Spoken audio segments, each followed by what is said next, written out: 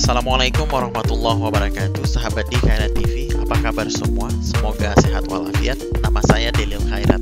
Di akhir pekan ini, saya sempat mendownload statistik institusi keuangan non-bank syariah (IKNB Syariah) dari website OJK, Otoritas Jasa Keuangan. Dari situ kemudian muncullah ide untuk membuat summary kecil yang dapat memperlihatkan bagaimana perkembangan pertumbuhan asuransi syariah Indonesia dari tahun 2015 sampai 2020 yang akan saya tampilkan dalam beberapa slide berikut ini.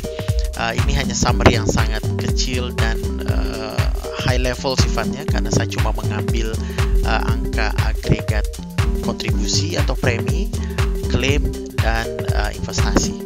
Kita lihat dulu ya slide pertama. Kita perbesar dulu supaya terlihat lebih jelas. Oke. Slide pertama ini memperlihatkan perkembangan kontribusi bruto tahun 2015 hingga 2020. Kalau dari charts ini kita memang bisa lihat bahwa ada pertumbuhan yang cukup signifikan. Di tahun 2015 sekitar 10 triliun lebih menjadi hampir 18 triliun di tahun 2020 ya.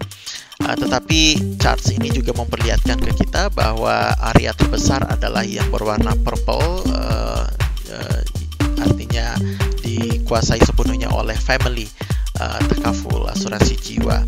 Sementara asuransi general apalagi ritakaful jauh di bawah, volumenya di bawah asuransi jiwa. Ini bisa kita lihat barangkali dari, ya kalau kita lihat di tahun 2020 saja pie chart ini memperlihatkan bahwa di tahun 2020 86% dari kontribusi asuransi syariah Indonesia itu adalah asuransi jiwa, sementara general hanya 9%, retakaful atau reasuransi syariah hanya 5%. Meski terlihat memperlihatkan pertumbuhan yang besar, tetapi sepertinya pertumbuhan ini hanya ada di sektor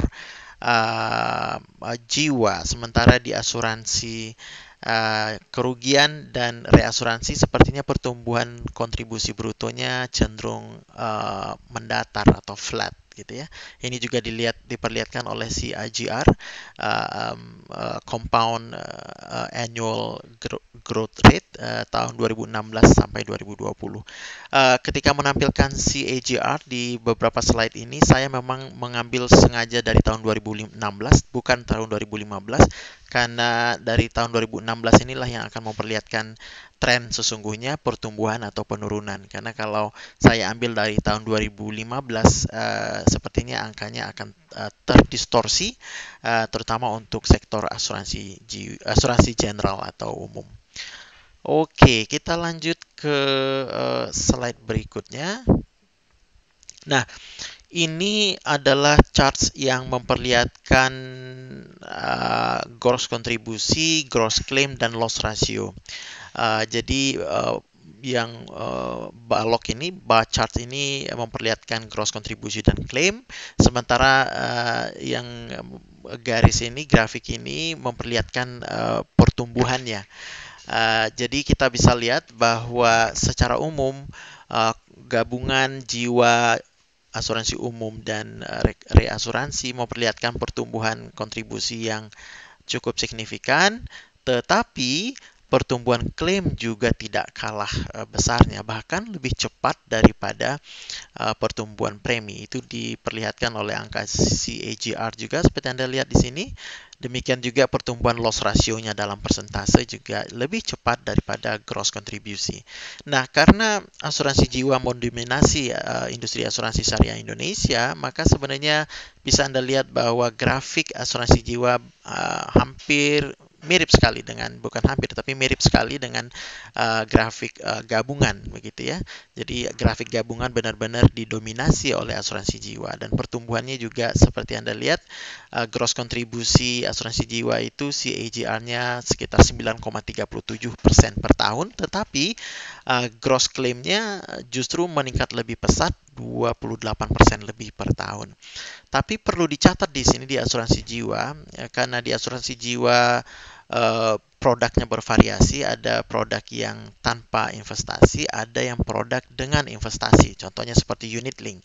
Maka ketika kita berbicara kontribusi untuk asuransi jiwa, maka kontribusi itu juga termasuk investasi. Jadi tidak hanya komponen kontribusi terkait dengan risiko, tetapi juga komponen kontribusi yang merupakan investasi. Demikian juga dengan klaim, ketika kita bicara klaim, maka klaim asuransi jiwa adalah klaim yang memang berasal dari risiko, apakah itu kematian, kecelakaan, atau kesehatan, tetapi juga termasuk penarikan uang tunai atau investasi, nilai investasi atau nilai tunai dari polis tersebut. Jadi ini perlu dipahami sehingga kita tidak serta-merta membandingkan langsung dengan asuransi umum dan reasuransi syariah. Di asuransi umum kita bisa lihat performanya sangat berbeda dibandingkan asuransi jiwa. Asuransi jiwa memperlihatkan pertumbuhan yang konsisten baik di sisi kontribusi maupun klaim, tetapi di asuransi umum kalau kita lihat kontribusi yang balok berwarna coklat ini, kita lihat memang ada peningkatan signifikan sekali dari tahun 2015 ke 2016, tetapi kemudian dari 2016 hingga 2020 terus menurun. Oleh karena itu, ketika saya menghitung CAGR dari tahun 2016 hingga 2020, kita lihat bahwa kontribusinya menurun paling tidak 5,4% per tahun. Terus menurun, sehingga dalam 5 tahun terakhir ini kurang lebih premi industri asuransi umum syariah sudah kehilangan kontribusi sebesar 25%. Namun klaim juga menunjukkan tren yang sama, yaitu klaim juga menurun secara CAGR yang negatif 3,28. Kemudian dalam loss ratio-nya meningkat sedikit 2,24% per tahun. Jadi berbeda sekali dengan asuransi jiwa. Di asuransi jiwa kalau Anda lihat loss ratio-nya bergerak dari 29,5% saja di tahun 2015 hingga mencapai 77% di tahun 2020. Sementara untuk asuransi umum syariah, loss ratio-nya bisa dikatakan relatively stable, 38, 35, kemudian 2 tahun 2017-18 itu naik di atas 40, 47 dan 42, tapi kemudian turun lagi di bawah 40, 39,8 dan 39,6. Jadi sepertinya kualitas risiko asuransi umum, kualitas portfolio asuransi umum cukup stabil. Itu mungkin bisa diartikan hipotesis kita adalah industri asuransi umum masih bermain di segmen retail, personal line yang memang generally speaking performanya lebih bagus daripada komersial yang lebih volatile. Kemudian kalau kita lihat reasuransi syariah ini juga menarik, berbeda dengan asuransi jiwa dan asuransi umum. Sebelum kita telah lebih lanjut, reasuransi syariah di sini angkanya baik kontribusi maupun klaim adalah gabungan sektor jiwa dan umum. Tapi ketika kita bicara reasuransi jiwa syariah, maka yang direasuransikan atau yang di-share dengan reasuransi hanyalah bagian risiko saja. Jadi tidak ada bagian investasi. Oke, kita lihat sekarang. Gross kontribusi reasuransi syariah memperlihatkan kenaikan yang relatively signifikan, bahkan dibandingkan segmen sektor asuransi jiwa dan umum syariah, kenaikan reasuransi jauh lebih cepat, yaitu skor CAGR-nya mencapai 16,8%. Jadi per tahun dari tahun 2016 hingga 2020, reasuransi syariah kontribusinya tumbuh hampir 17% per tahun. Namun demikian, klaimnya juga begitu, meningkat 27,03% per tahun, begitu ya. Nah, kalau kita lihat loss ratio reasuransi syariah juga meningkat dari 75,7% di 2015, lalu sempat turun 62-67 di 2 tahun berikutnya, tapi naik lagi di tahun 2018 dan 2019 72 dan 73. Lalu ada kenaikan yang sangat signifikan, sangat tajam dari tahun 2019 sampai 2020, yaitu dari 73,4 hingga 95,2%. Jadi ada kenaikan 22% dalam satu tahun. Nah, ini saya tidak bisa berspekulasi kenapa ini terjadi. Bisa jadi mungkin ada pengaruh COVID-19 karena tahun 2020 kita berada di bawah pandemi. Kemudian mungkin ada kenaikan sektor-sektor tertentu, apakah itu kebakaran, apakah engineering. Artinya dari sektor-sektor itu mungkin ada terjadi beberapa klaim besar yang harus diabsorb oleh sektor reasuransi. Berbicara COVID ini bisa berpengaruh pada asuransi jiwa tentu, kesehatan maupun asuransi kematian.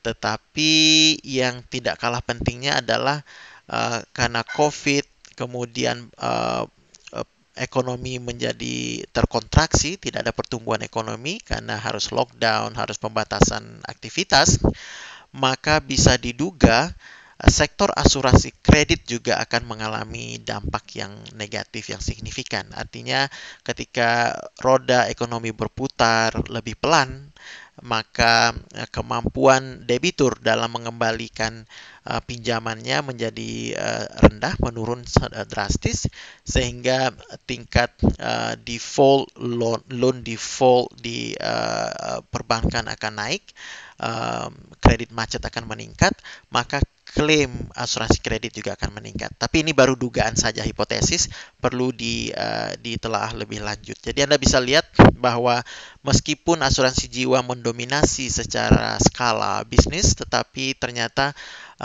performa tren dari tahun ke tahun ketiga sektor jiwa, umum, dan reasuransi cukup berbeda.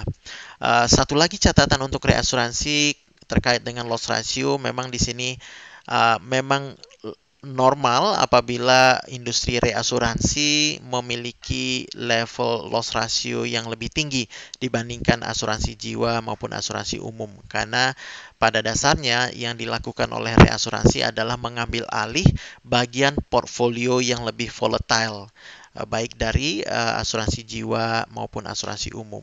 Maka normal saja apabila level loss ratio mereka relatif lebih tinggi. Namun di sisi lain, dari sisi non claim expenses, reasuransi umumnya lebih rendah karena operasional reasuransi tidak seberat asuransi umum atau jiwa direct. Oke, slide berikutnya mengenai perkembangan investasi. Saya lakukan pendekatan yang sama dengan kontribusi klaim, di mana ada yang balok berwarna coklat ini memperlihatkan nilai investasi. Jadi berapa amount yang diinvestasikan oleh industri dalam satu tahun. Kemudian yang biru itu adalah investment yield, jadi hasil investasi. Kemudian yang grafik garis berwarna purple ini menunjukkan persentase investment yield, jadi persentase hasil investasi terhadap nilai investasi. Kita lihat gabungan seluruh industri, semua sektor. Kalau nilai investasinya naik, relatively stable, CAGR 5,3. Tetapi investment yield-nya cukup volatile ini, negatif 23%. Jadi naik besar sekali, kemudian turun, kemudian naik lagi. Dan kita lihat karena lagi-lagi industri asuransi syariah Indonesia didominasi oleh sektor jiwa, maka grafik atau chart dari industri asuransi, segmen asuransi jiwa terlihat mirip sekali dengan gabungan. Dan memang terlihat bahwa performa investasi industri asuransi syariah Indonesia betul-betul didrive oleh asuransi jiwa syariah yang memang volumenya sangat besar.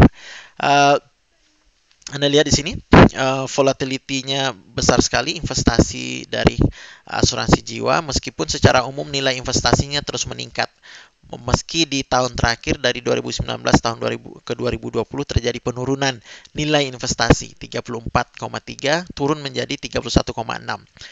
Mungkin ada kaitannya dengan COVID, perlu kita telah lebih lanjut karena COVID terjadi, pandemi, ekonomi melambat, mungkin banyak partisipan peserta yang kehilangan pekerjaan atau income-nya menurun drastis sehingga mereka memutuskan untuk menarik nilai tunai investasi asuransi jiwanya sehingga nilai tunai asuransi agregat menjadi menurun begitu ya. Kemudian di asuransi umum kita lihat nilai investasinya juga naik relatif stabil, hampir mirip dengan asuransi jiwa.